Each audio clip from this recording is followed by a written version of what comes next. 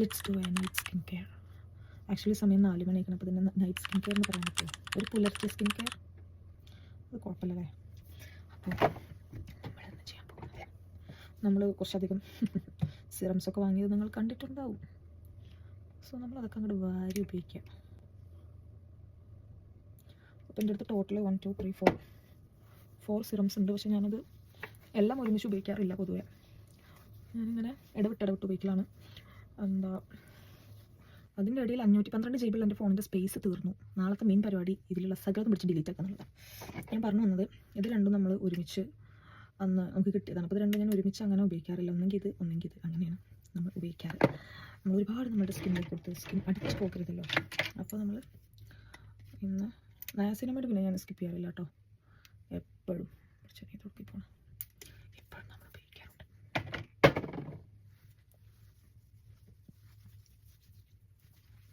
അപ്പോൾ ഇത് കാണുന്ന ആരെങ്കിലും എനിക്കൊന്നും രാവിലെ വൈകുന്നേരം മുഖം കഴുകാൻ പോലും നേരമില്ല, അത്രയും തിരക്കാണ് എന്ന് പറയണോലാണെങ്കിൽ എനിക്കൊന്നും പറയാനില്ല. മുഖം കഴുകാനുള്ള നേരം നിങ്ങൾ തന്നെ കണ്ടുപിടിക്കുക. അല്ലാണ്ട് നമ്മളെ മുഖം വേറെ ആരും നമുക്ക് വന്ന് കഴുകി തരില്ല.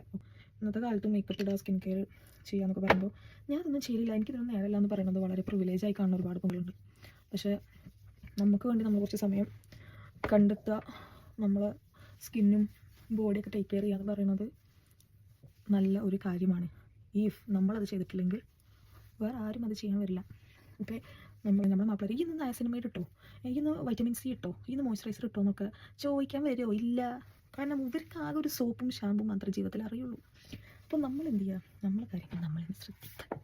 അപ്പോൾ അത്ര അങ്ങനത്തെ പരിപാടി. നമ്മൾ മോയ്സ്ചറൈസർ ഇതിൻ്റെ ആത്മാവ് വരെ പുറത്ത് വരുന്ന അവസ്ഥയിലായിരിക്കണം. കാരണം എനിക്കിത് ഭയങ്കര ഇഷ്ടമാണ്. ഞാൻ ഇത്രയും വലിയൊരു പ്രോഡക്റ്റ്, ഇത്രയും വലിയൊരു ക്വാണ്ടിറ്റിയിൽ വരുന്ന സാധനം കിട്ടിയിട്ട് ആദ്യമായിട്ട് ഫുൾ ഉപയോഗിച്ച ഒരു സാധനം ഇതാണ്.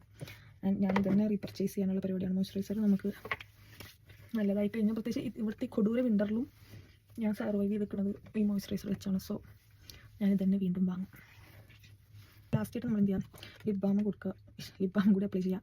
എനിക്കിപ്പോൾ ലിപ് ബാമിൻ്റെ റൂമിലാണ്, അവിടെ പോയി അത് എടുക്കാൻ എനിക്ക് താല്പര്യമില്ല. കാക്ക ഉറങ്ങാൻ ചവിട്ടിയാട്ടും. അപ്പോൾ ഞാൻ വാസിലിനായിട്ട് ഉപയോഗിക്കുന്നത്. It's good, it's okay. ഇനി ഞാൻ എന്ത് ചെയ്യും, ഒരു സാധനം ഉണ്ട്. അപ്പോൾ ഇത്രയും ചെയ്തത് ഞാൻ ഡെയിലി ചെയ്യുന്ന കാര്യം കേട്ടോ. അതിൻ്റെ സിറം ഞാൻ ചിലപ്പോൾ അങ്ങോട്ടും ഇങ്ങോട്ടും ഒന്ന് മാറ്റി ഉപയോഗിക്കുമെന്ന് വെച്ച് കഴിഞ്ഞാൽ ബാക്കിയൊക്കെ ഞാൻ ഡെയിലി ചെയ്യണം. കാരണം ഡെയിലി ചെയ്യാത്തൊരു പരിപാടിയാണ് നമ്മൾ ബോഡി ലോഷൻ അപ്ലൈ ചെയ്യില്ല. അത് ഞാൻ അതേപോലെ എനിക്ക് ഓഫുള്ള ദിവസങ്ങളിൽ അല്ലെങ്കിൽ ഒരു വീക്കിലി ഒരു 2 ഒക്കെ അല്ലെങ്കിൽ 3 പ്രാവശ്യം ഒക്കെ ഞാൻ ഉപയോഗിക്കാറുള്ളൂ. വേറെ ഒന്നുമല്ല, മടി. ചില സമയത്ത് സ്കിന്ന് ഭയങ്കരമായിട്ട് ഡ്രൈ ആയിരിക്കണം, നമുക്കിങ്ങനെ സ്ലൈറ്റിൽ വരക്കണ പോലെ തോന്നില്ലേ സ്കിന്ന്, അങ്ങനെ ആകുമ്പോഴാണ് ഞാൻ ഉപയോഗിക്കുക കേട്ടോ. അപ്പോൾ ഇന്ന് നമ്മൾ വിശദമായി വൃത്തിക്ക് കൂളിയും സ്കിൻ കെയർ ഒക്കെ ചെയ്യുന്നുണ്ട്. നമ്മളൊന്ന് ഒരു ഫുൾ ബോഡി കെയർ ആയിക്കോട്ടെ. നമ്മൾ കയ്യും കാലിലൊക്കെ അപ്ലൈ ചെയ്തിട്ട് സുഖമായിട്ട് കിടന്നുറങ്ങുക. അപ്പോൾ അത്രേ ഉള്ളൂ.